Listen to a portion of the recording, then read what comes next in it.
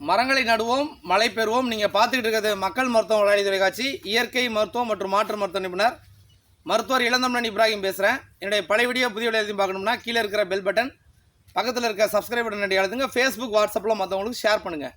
நம்மளுடைய பாரம்பரிய மருத்துவ முறைகளை காப்பதுக்காக செய்யப்படுற சேனல் உங்களுடைய தொடர்ச்சியாக எனக்கு உங்களுடைய ஆதரவுகளை கொடுங்க. இப்போ நம்ம பார்க்குற விஷயம் என்னென்னு பார்த்தீங்கன்னா, உடம்பு அசதி ஆயிடுது, அதுக்கு என்ன பண்ணலாம் அப்படின்ட்டு.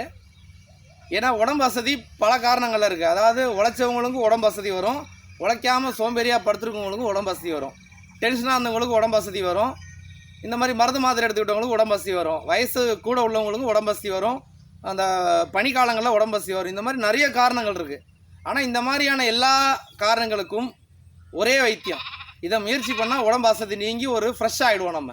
அந்த மாதிரியான ஒரு விஷயந்தான். ஏன்னா அதில் கலந்துருக்க பொருள்களுடைய தன்மை நான் கடைசியாக சொல்கிறேன், அப்போ உங்களுக்கு புரியும். அதாவது மிளகு ரசத்தை கொதிக்க அந்த கொதி வரும்போது நம்ம ஆஃப் பண்ணிடுவோம் இல்லைங்களா. ரசத்தை வந்து கொதிக்க விட மாட்டோம், கொதி வரும்போது ஆஃப் பண்ணிடுவோம். அந்த மாதிரி கொதி வரும்போது மிளகு ரசத்தில் என்ன பண்ணோம்னா, முருங்கை கொழுந்து இருக்கு இல்லையா, முருங்கை இலையுடைய கொழுந்து, அதை அரைச்சி பேஸ்ட்டாக வச்சுக்கணும். அப்போ அந்த கொதி வர நேரத்தில் அந்த முருங்கை இலை அந்த கொழுந்து அரைச்சி அந்த பேஸ்ட்டை உள்ளே போட்டு ஒரு கலக்கிட்டு ஆஃப் பண்ணிடணும். அதுக்கப்புறம் அதை வந்து ஒரு இளம் சூடாக சாப்பிட்ணும். காலை மாலை இது மாதிரி 2 வேளை சாப்பிட்லாம். சாப்பிட்டா உதாரணமாக இப்போ நீங்கள் டயர்டாக இருக்கிறீங்க, நேற்று வரைக்கும் டயர்டாக இருந்துருக்கிறீங்கன்னா காலைல சாப்பிட்டீங்கன்னா சாயந்தரம்லாம் நல்லா ஃப்ரெஷ் ஆகிடுவீங்க. இல்லை காலையில் ரொம்ப வசதியாக இருந்ததுன்னா மாலை நேரத்தில் சாப்பிட்டா அடுத்த நாள் நீங்கள் ஃப்ரெஷ் ஆகிடுவீங்க. என்ன காரணம்னா, முருங்கையில் அவ்வளோ சத்துக்கள் இருக்குது. இரும்பு சத்து இருக்குது, கால்சியம் சத்து இருக்குது, மெக்னீஷியம் இருக்குது. மிளகு அதே மாதிரி நுரையீரல் சம்மந்தப்பட்ட விஷயங்களுக்கு, இதயம் சம்மந்தப்பட்டது, பெரிகார்டியம் சம்மந்தப்பட்டதுலாம் ரொம்ப சப்போர்ட் பண்ணும். ரத்த ஓட்டத்தை அதிகப்படுத்தும், வீரியத்தை அதிகப்படுத்தும். அப்போ உடம்பு ஃப்ரெஷ் ஆகிடும்.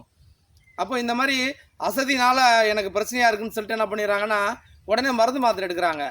உடற்பயிற்சிகள் செய்யலாம், ஆனாலும் இன்ஸ்டன்ட் எனர்ஜி வேணும் இல்லையா சில நேரங்களில் நமக்கு. அப்போ அந்த இன்ஸ்டன்ட் எனர்ஜிக்கு உடனடியாக என்ன பண்ணணும்னா மிளகு ரசத்தை வச்சிடணும்.